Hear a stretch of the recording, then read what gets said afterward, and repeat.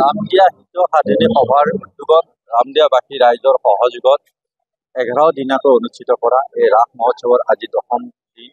আজিৰ এই দশম দিনৰ সাংস্কৃতিক সন্ধিয়াৰ উদ্বোধন কৰিবলৈ পাই মই আনন্দিত হৈছোঁ আৰু প্ৰত্যেকজন অসমবাসীৰ লগতে ৰামদিয়াবাসী ৰাইজক মই মোৰ ৰাসৰ শুভেচ্ছা জনাইছোঁ।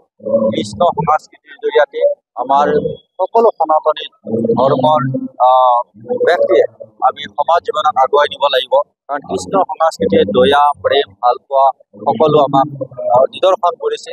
ইয়াত অধৰ্মৰ পৰাজয় ধৰ্মৰ জয় এই কথা পৰাগত কৰি কৃষ্ণ যি আদৰ্শ, এই আদৰ্শৰে আমি সদায় সমাজ জীৱনত আগুৱাই যাব লাগিব, নিজৰ জীৱনটো আগুৱাই নিব লাগিব আৰু এখন সুন্দৰ সমাজ গঢ়াৰ ক্ষেত্ৰত কৃষ্ণ সংস্কৃতিয়ে প্ৰতিজন মানুহক প্ৰেৰণা দি আহিছে, প্ৰতিজন মানুহক মানৱতাৰ দিশেৰে আগুৱাই যোৱাৰ কাৰণে প্ৰেৰণা দি আহিছে। এই শৰতৰ এই দিনত ৰাসৰ এই উৎসৱে সমগ্ৰ জাতিটোক মহীয়ন কৰিছে আৰু সমগ্ৰ জাতিটোক এক মানৱতাৰ দৃষ্টিভংগীৰে আমি সকলোৱে একতা ভাৱ, সমন্বয় ভাৱ, ভাতৃত্ব ভাৱেৰে আমি জীয়াই থকাৰ কাৰণে এই ৰাস মহোৎসৱৰ জৰিয়তে আমি সকলোৱে প্ৰেৰণা পাবলৈ সক্ষম হৈছোঁ।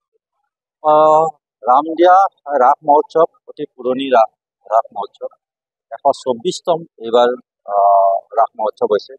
ইয়াৰ মানুহৰ ধৰ্মীয় সাংস্কৃতিকভাৱে আৰু বৈদিকভাৱে সকলো দিশৰ পৰা ৰামদিয়াৰ সমাজখন যথেষ্ট উন্নত চিন্তা কৰিব পৰা ব্যক্তিসকলৰ সমাহাৰে এই ৰাস মহোৎসৱ পালন কৰি আহিছে।